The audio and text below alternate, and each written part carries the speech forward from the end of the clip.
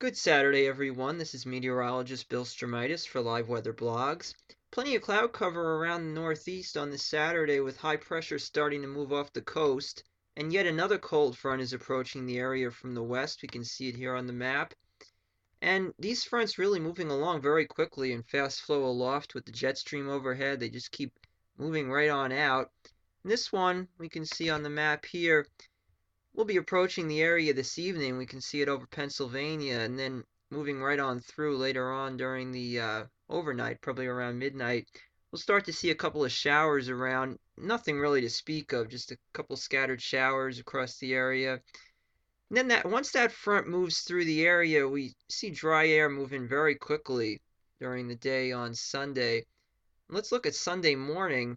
30s showing up really widespread across Pennsylvania. A little bit warmer over Jersey and New York City, probably 40s in the suburbs with some low 50s in town.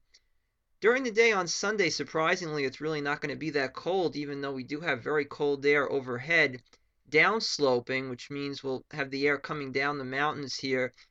Very good mixing will still allow temperatures to reach the low 60s across most of the area. And then we'll really start to rebound during the day on Monday.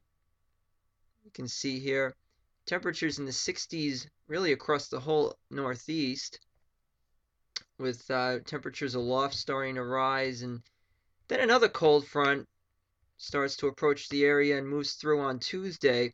Now, this front is going to be different. This time, we're going to really start to see the cold air move in as a trough moves into the east. And that trough's not going to be going anywhere.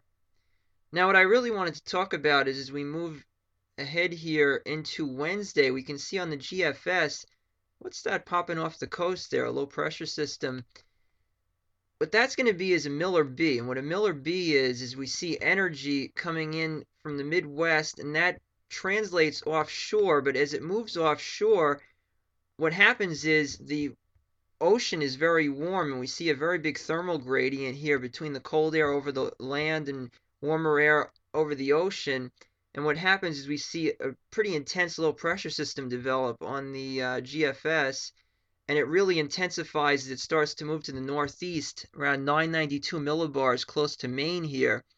And what this would mean is, well, in the wintertime, we'd be saying, okay, snowstorm coming. But it's not winter, it's still the fall. And ocean waters are warm, so the boundary layer is going to be warm. And what the problem is that the atmosphere really doesn't want to snow. It wants to rain. Now, could it snow? Yes, especially over the interior because this air mass is just so cold. It's really does have that potential. We can see the 540 line clearing the coast here later in the day on Wednesday and moving offshore. So some of these wraparound showers here could be in the form of snow across, especially New England, maybe interior New England.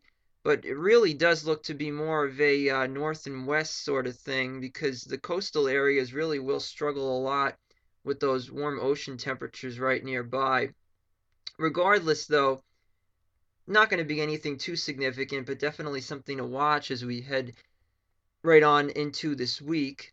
And then that storm moves on out, and look, we still have plenty of cold air left moving in even toward next weekend. So this cold isn't going to be going anywhere soon. Definitely get out your winter coats with temperatures barely making it into the 50s in the daytime, widespread 40s and 30s at night. Let's take a look very quickly at the NAO index, which I think is interesting and I've been talking about in some of my blogs. The NAO is going from negative to pretty big jump up to positive in the end of October. And this usually does signal some kind of a storm moving up the coast. So the GFS has something now that I just showed you later on this week. A lot of the other models are, the Canadian's not really showing it. The European had something on it last night. But I do think we will see something. It depends on how big we can actually get it, but some kind of a storm moving up the East Coast because the indices really do support it. We've got plenty of cold air here, so maybe we will see some light snow, especially up to the north and west. Definitely something to watch and keep an eye on as we head into this last week of October. Thanks for listening.